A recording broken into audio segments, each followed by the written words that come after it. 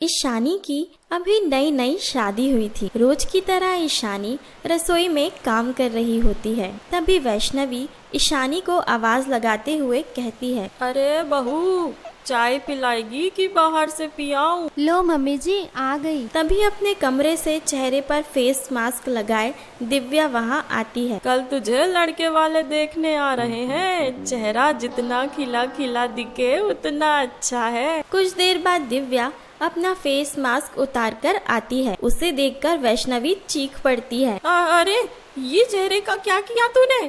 दिव्या, पूरा चेहरा खराब हो गया तेरा। लड़के वाले तुझे ऐसे देखेंगे तो ना कर देंगे। अरे बहू देखना। रसोई से भागती हुई ईशानी वहां आती है और दिव्या का चेहरा देखकर घबरा जाती है। ऐसे तो रिश्ता टूट जाएगा दीदी। मैं अभी चंदन का पेस्ट बनाकर दिव्या दीदी के चेहरे पर लगाती हूँ, टेंशन मत लीजिए। ईशानी रसोई में जाकर अपनी माँ को फोन मिलाती है। क्या हुआ बेटा, सब ठीक तो है? मम्मी, ये अच्छी बहू बनने का ड्रामा मुझसे और नहीं होता। कभी दिव्या के लिए ये करो कि वो करो, पर यह बेवकूफ़ अपना चेहरा जलाकर बैठ गई है। वो चंदन का पेस्ट कैसे बनाते हैं बताना जल्दी। हाय मेरी फूल सी बेटी, कितना काम करती है। ये तो तेरे पापा की बात सुनकर मैंने गलती कर दी। उन्होंने कहा था इकलौता बेटा है और बेटी की बहुत जल्दी शादी हो जाएगी और ईशानी बड़े चैन से रहेगी। मम्मी, ऐसा मिश्रण बताओ कि दुनिया की सबसे सुंदर लड़की दिव्या ही लगे। तभी वहाँ वैष्णवी आ जाती है और ईशानी के सर पर हाथ फेरते हुए कहती है, कितना प्यार करती है तू दिव्या से। भगवान सबको तुझ जैसी भाभी दे। ईशानी के लेप से दिव्या का चेहरा एकदम ठीक हो जाता है। अगली सुबह 4 बजे उठकर ही ईशानी खाना बनाने की तैयारी में लग जाती है। अरे भोला भैया, पर्दों को चेंज कर दीजिए और सोफे का कवर भी कुछ भी पुराना नहीं लगना चाहिए। हाँ भाभी। ईशानी की आवाज सुनकर सभी जाग जाते हैं। ये सुबह सुबह तुमने भोला भैया को क्यों बुला लिया? आज मेरी एक लौती ननद को लड़के वाले देखने आ रहे हैं, कोई कमी नहीं होनी चाहिए। बड़ा लकी हूँ मैं जो तुम इस घर में आई। हाँ भैया, भाभी मेरी बड़ी फिक्र करती है। अरे दिव्या, तुम क्यों उठ गई?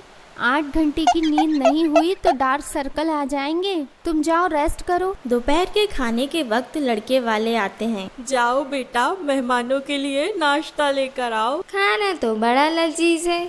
और बताओ दिव्या बेटा, तुम्हें क्या पसंद है क्या नहीं, क्या तुम्हारी सोच है? मुझे वो हर चीज पसंद है जो मेरे मायके वालों को पसंद है, और शादी के बाद मेरी पसंद वही होगी जो मेरे ससुराल वालों की पसंद होगी। वाह, क्या संस्कार है। दिव्या के जवाब सुनकर वैष्णवी फुसफुसाते हुए रमेश से कहती है, अरे इसे इतना अच्छा बोलना कहाँ से आ गया? अरे भगवान, सारे सवालों के जवाब ईशानी ने उसकी हथेली पर पहले ही लिख दिए थे। हमें तो ये रिश्ता मंजूर है। आप लोग अपने पंडित से कुंडली दिखलवा लीजिए और मुहूर्त पक्का करके हमें बता दीजिए। ईशानी अपने कमरे में जाकर अपनी माँ को फोन मिलाती है। मम्मी, रिश्ता पक्का हो गया।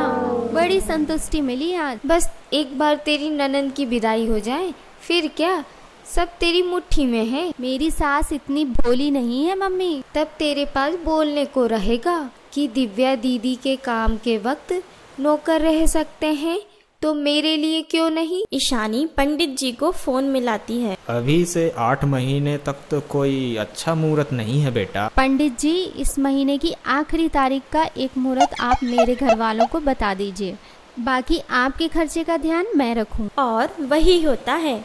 ईशानी की खुशी का कोई ठिकाना नहीं रहता। बड़ी मेहनत मुशक्कत के बाद वो दिन आ ही जाता है जिसका ईशानी को बेसब्री से इंतजार था। ईशानी शहर की बेस्ट ब्यूटिशियन को बुलाकर दिव्या का मेकअप करवाती है। मुझे तो लगा ही नहीं कि दिव्या मेरी बेटी है।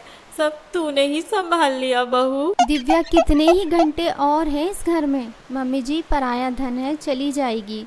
वैसे भी ये तो मेरा फर्ज था। तभी तैयार होकर दिव्या आकर कहती है, भाभी मुझे ये शादी नहीं करनी। क्या? दिव्या की बात सुनकर ईशानी बेहोश हो जाती है।